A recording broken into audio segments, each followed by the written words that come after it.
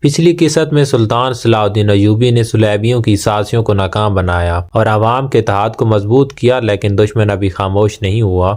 وہ ایک نئی چال کے ساتھ میدان میں واپس آنے کی تیاری کر رہا ہے۔ آئیے دیکھتے ہیں سلطان کس طرح اس نئی سازش کا سامنا کرتے ہیں اور صلیبیوں کی نئی سازش منصوبہ بندی اور صلیبی رہنما ایک خفیہ مقام پر موجود ہیں اور ایک بڑی جنگ کی منصوبہ بندی کر رہے ہیں۔ ہماری تمام چالیں ناکام ہو چکی ہیں، صلیبی کہتے ہیں، لیکن یہ جنگ ابھی ختم نہیں ہوئی۔ اس بار ہم تمام ریاستوں سے مدد حاصل کریں گے اور اپنی پوری طاقت کے ساتھ حملہ کریں گے، لیکن صلاح الدین کی فوج ابھی بھی مضبوط ہے۔ ہمیں انہیں اندر سے کمزور کرنا ہوگا۔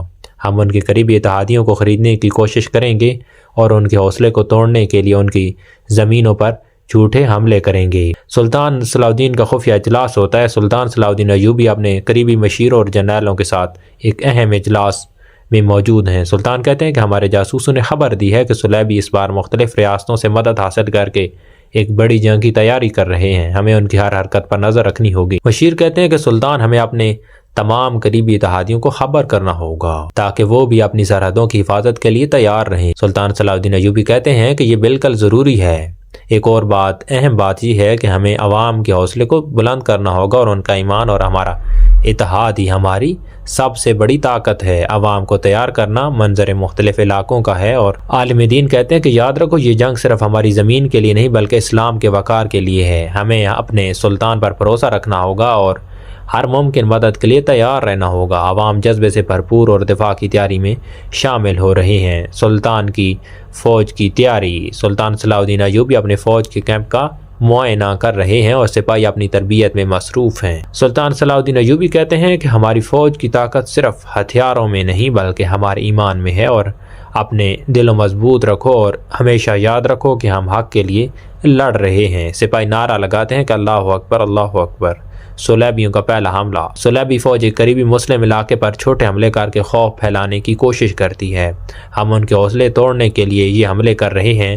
یہ صرف شروعات ہے۔ صلیبی سپاہی کہتے ہیں کہ لیکن صلاح الدین کی فوج کا رد عمل تیز ہو سکتا ہے۔ کمانڈر کہتا ہے کہ ہم ان کی توجہ یروشلم سے ہٹانا چاہتے ہیں، اس کے بعد ہم ان کی پوری طاقت پر حملہ کریں گے۔ سلطان صلاح الدین ایوبی کو ان حملوں کی اطلاع ملتی ہے تو وہ اپنے جنرلوں کے ساتھ حکمت عملی پر بات کر رہے ہیں۔